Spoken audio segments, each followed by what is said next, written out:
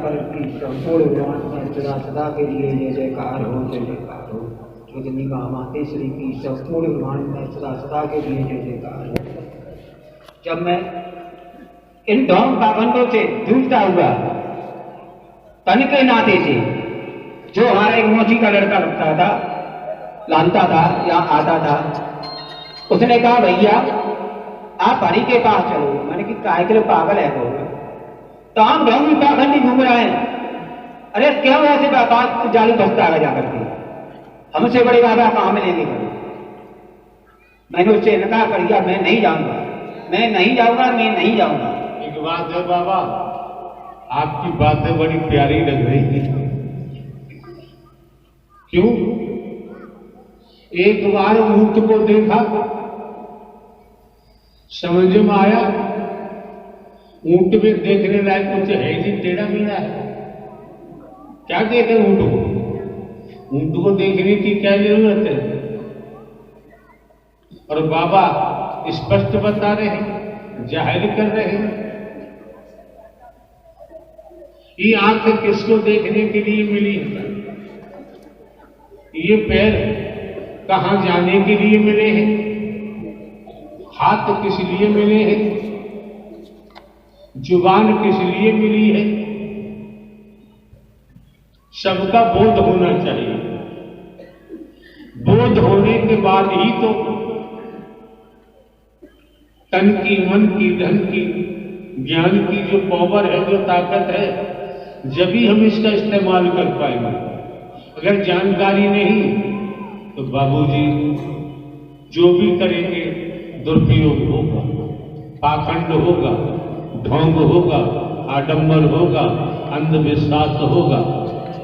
इससे बचने के लिए हाँ बाबा बताओ क्या बता रहे थे? जब मैं दारू पीता, मेरी तन के नाते जो साथ थी उन्होंने कहा बेटा एक बार सत्य के साथ में चलो, हरि के पास चलो। बल्कि मैं नहीं जाऊंगा, मैं नहीं जाऊंगा। परंतु जब मेरी तन की साथ कई दिन से घेरा लगाती रही, प्रथम मंगल था।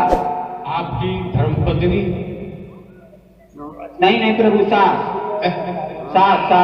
उनकी माँ। अरे हम पूछ रहे हैं आपकी धर्मपत्नी?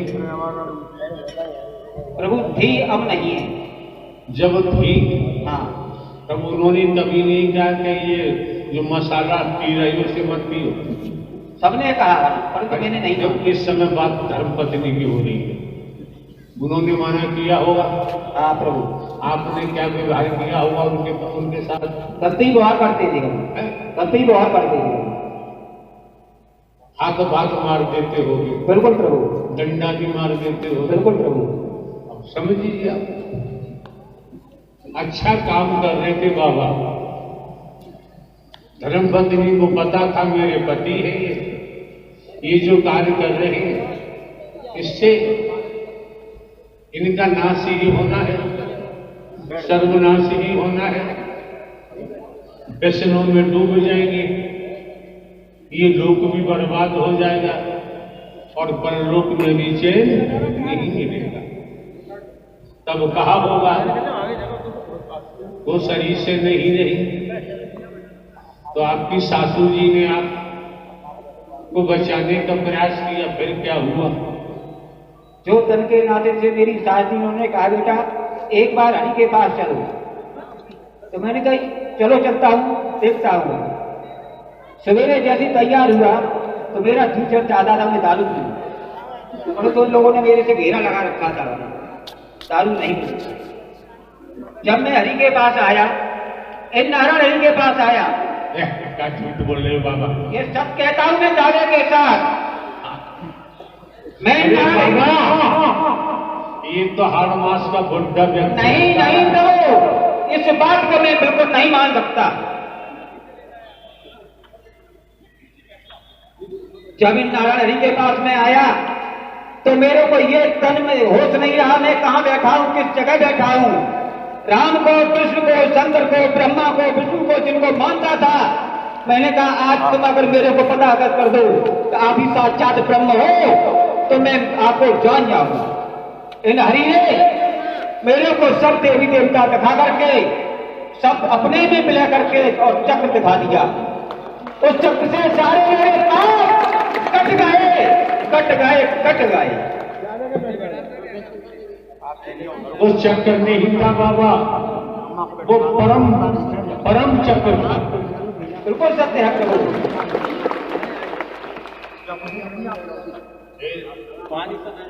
जहां आने के बाद जब मेरा सब, आज मेरे को 12 साल हो गई, 12 साल से मैंने ये प्रतिज्ञा कर ली है, इन हरि के अलावा मैं किसी मंदिर मस्जिद गुरुद्वारे का शीश नहीं नवा सकता। मेरे को तो प्रभु मिल चुके, इससे आगे और मेरे को कहां जाना है। मेरा घर मिल गया, मेरा सब कुछ मिल गया और मेरा प्राणपति मिल गया। बिल्कुल सत्य है प्रभु। जब प्राणपति मिल गया तो नष्ट होने वाली डालियों की अब क्या जरूरत है। फिर क्या हुआ? जब प्रभु मैं सत्य के साथ में चलता रहा, एक दिन नौरा से सत्य का साथ करके लौट रहा था। 12 साल मैंने झोपड़ी में काटा। झोपड़ी के पास एक, जिसे ऐसा कहते हैं, वो कटा हुआ खड़ा था। मैंने उसको देखा, मैंने किसी मूर्ख ने कितना बच्चे को बुरी तरह से काटा है। किसको काटा? एक भैंसा था प्रभु। क्या? भैंसा, भैंसा भैंस का ये भैंसा पड़ेगा। नाक से कम बोलो, मुंह से ज्यादा बोलो। भैंसा, भैंसा प्रभु। ये एलिफेंट था।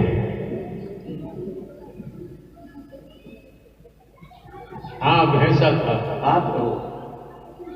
तो वो कटा हुआ था, तो मैंने कहा किसी मूर्ख ने कितनी बुरी तरह से इसको काटा है।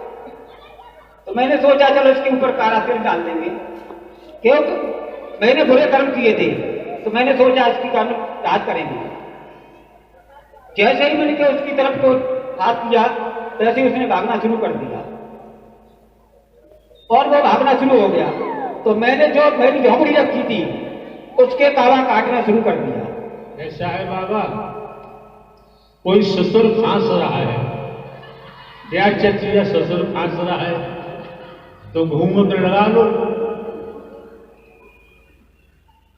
आनंद लो। फिर क्या हुआ बाबा? जब मैं भागना, थोड़ी दूर गांव था मेरा, जिसे गांव कहते हमारा, आप सभी का गांव था। मैंने जब सोचा मेरे परिवारीजन मेरी मदद करेंगे, मैं गांव की तरफ भागने लगा। कुछ दूर भजने के बाद उस भैंसा बाजार ने मेरे को आगे जाके रोक लिया। मैं वहीं से फिर लौटा, अपनी पूरी सी ताकत लगाई, मां को पुकारा, बाप को पुकारा, तन के संसार के सभी लोगों को पुकारा, और उस भैंसा ने मेरे को मारा तुम में, मारा तुम में, काम पलट कर दिया। और बात जो सामने ही थी उसमें डाल दिया मेरे को, और तुम में देता रहा। एक बार इन नारायण हरि का नाम आया मुखारबंद से, एक बार नाम आने से ही वो वैसा पीछे हटके दूर खड़ा हो गया। तन के कपड़े तो फट गए थे, तनिक के कपड़े तो फट गए थे, शरीर में कोई दाग नहीं था। ये मेरा चैलेंज रहा है और आज भी चैलेंज है। इन नारायण हरि के वचन को मान के चलते रहेंगे तो कोई भी परेशानी हमारे सामने अरे यार, ऐसे नहीं कहते बाबा। बिल्कुल सत्य बात है प्रभु, ऐसे नहीं कहते। सत्य बात है प्रभु। मैंने अरे यार, ऐसे बोलते हैं। नारायण साकार हरि के वचन का पालन करते रहेंगे, वचन ही वरदान बन जाएगा। फिर कोई भैंसा सांड तुम्हारे पास आएगा? बिल्कुल नहीं आएगा प्रभु। दुनिया की कहावत में भैंसा को कुछ और भी तो बोलते हैं, यमराज का दूध। हाँ, फिर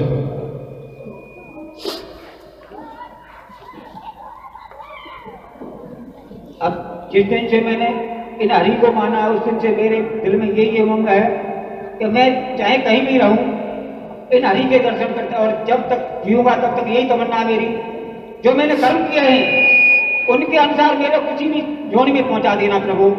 आपके चरण छूटा, आपके चरण जन तक मिल देना मेरे को बस यही तमन्ना है। बाबा बहुत चालाक है आप। अरे जब भाई राजा के चरण पकड़ लिए तो दुनिया तुम्हें कहाँ नहीं जाएगी, छूने ही तो थी। जब साकार हरि परमात्मा का सानिध्य पा लिया तो किसी योनि में जाने का मतलब ही नहीं। फिर क्या हुआ? बड़े सौभाग्यशाली हैं आप लोग। बाबा के मुखमंडल से खुद बीती सुनने को मिल रही है। आनंद बरस रहा है, खुशियां बरस रही हैं, और जो पैशन हमारे अंदर भरे पड़े हैं रोम रोम में, बुराइयां भरी पड़ी है, सुन सुन के हिलाते जाओ, साफ होते जाओ। जब तक अंतःकरण साफ नहीं होगा, मन मंदिर साफ नहीं होगा, तब तक देखो बात बनने वाली नहीं। फिर क्या हुआ बाबा? अब सभी देवी देवता नारायण हरि के पास आते हैं। जब नारायण हरि के पास आते हैं, नारायण हरि को 20 साल हो गई एक एक शब्द पढ़ाते हुए, फिर भी हम समझ नहीं पाते। 12 साल। कौन से देवी देवता आते हैं, नाम गिना दो। सभी देवी देवता हमारे सामने बैठे हुए हैं। नाम गिनाओ प्रभु, ये सभी देवता हैं, देवियां हैं, और इन्होंने आज दिन 20 साल तक अगर हरि का वचन मान के चल जाते तो बहुत कुछ मिल जाता है। यहाँ ब्रह्मवारी हर हमेशा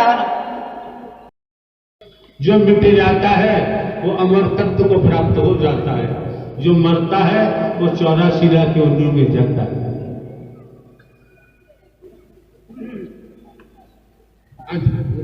उसके बाद सभी लोगों ने कहा कुछ तो खाओ, कुछ तो खाओ। मैंने कहा ठीक है, अगर आप लोग नहीं मानते हो तो मेरे को ज्यादा तंग मत करना, मैं 24 घंटे में एक बार भोजन लूंगा।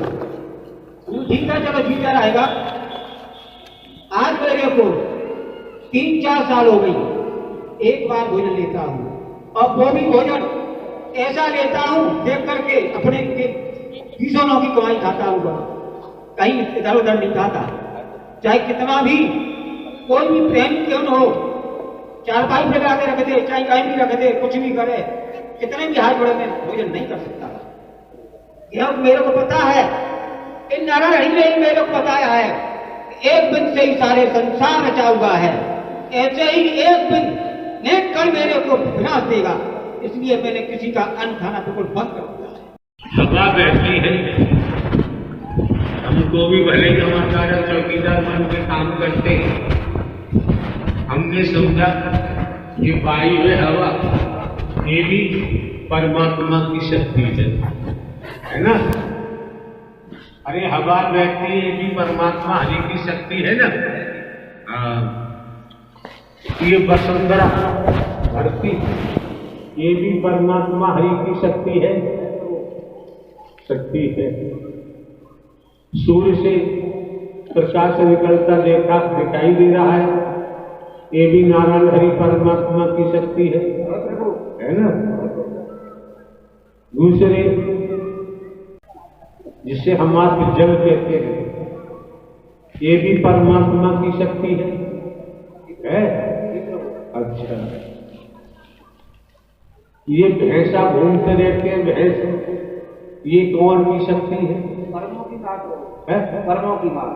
हाँ, बड़े पर्दे की बात, ठिकाने की बात है, समझना चाहिए। क्यों?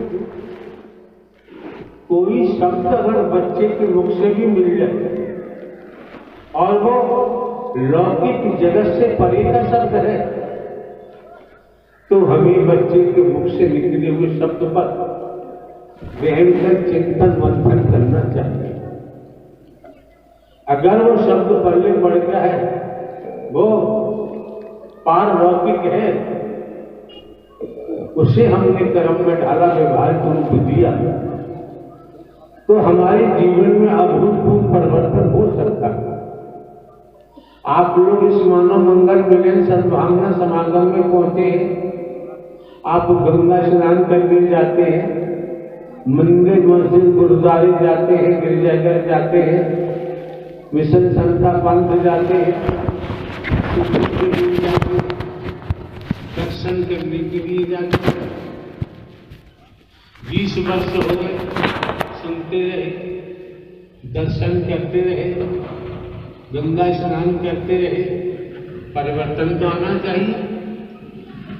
अगर परिवर्तन नहीं तो मंदिर मस्जिद गुरुद्वारा गिरजाघर पर उंगली नहीं उठा सकते। दोष हमारा है, कपड़े हमारे गंदे हैं और इन कपड़ों को हम गंदे नाले के पानी में भिगोकर सर्फ साबुन लगाएंगे तो श्रीमान जी उसमें कास्टिक सोडा होता है, हाथ कट जाएंगे, कपड़े का धागा धागा टूट जाएगा, फट जाएगा।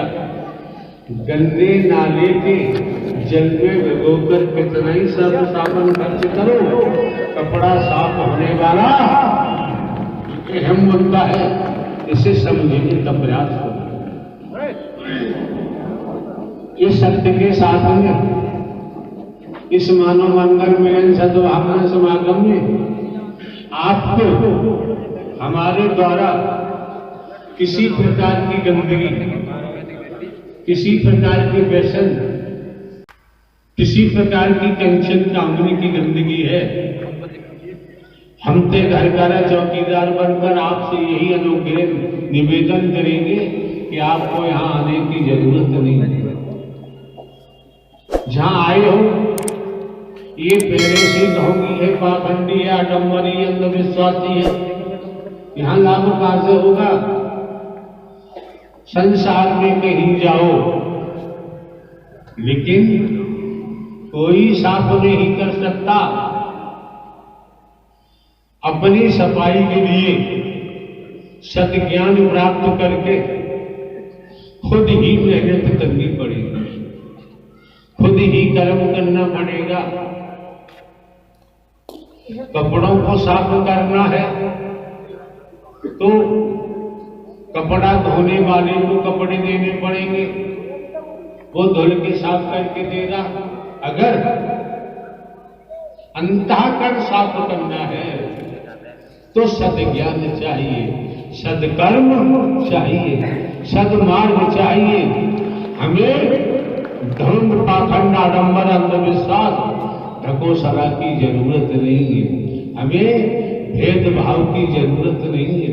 हम समझ गए, आप समझ गए हैं कि मैं कौन हूं, मैं आया कहां से हूं, मेरा रूप क्या है, मेरा स्वरूप क्या है, मुझे क्या करना चाहिए, मैं कर क्या रहा हूं।